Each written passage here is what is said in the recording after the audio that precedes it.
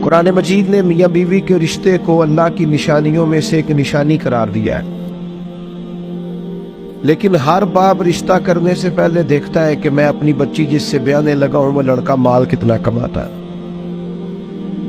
लड़की वाले भी माल देखते हैं और लड़के वाले भी ये गौर करते हैं कि लड़की किस कदर ज्यादा जहेज लेके आएगी, बच्चे को मोटरसाइकिल मिलेगी कि गाड़ी की चाबी मिलेगी।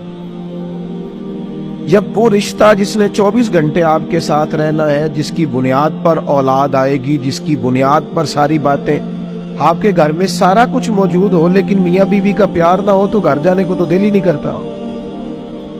इतना अहम और गहरा रिश्ता भी जब पैसों पे तोल लिया जाता है तो वहां करार कैसे नसीब होगा, इत्मीनाने कल्बी कैसे आए। दिलों के अंदर एक शोर है दौलत के लिए, एक मसला शोहरत का है। ये जैसे मैंने अभी दुआ भी मांगी थी ना, मोबाइल पर तवज्जो कम दे, तो इसके बावजूद भी एक मसला शोहरत का है, फोटो का है। अच्छा, पहले ये मसला था जवानों के साथ, अब ये प्रॉब्लम बड़ों को भी साथ दरपेश है। अब तो अल्लाह खैर करे, बाज बच्चे कहते हैं कि अब्बा जी से गुजारिश करें जब घर आए तो थोड़ी देर मोबाइल छोड़ दिया करें, हमसे भी कोई बात कर ले। शोहरत एक बहुत बड़ा नुक्स होता है। जब आपका मकसूद सिर्फ शोहरत हो जाता है ना, मैं चाहा जाऊं, मुझे पहचाना जाए, ये भी पूरी तरह बंदा मोमिन के दिल पे कब्जा कर ले।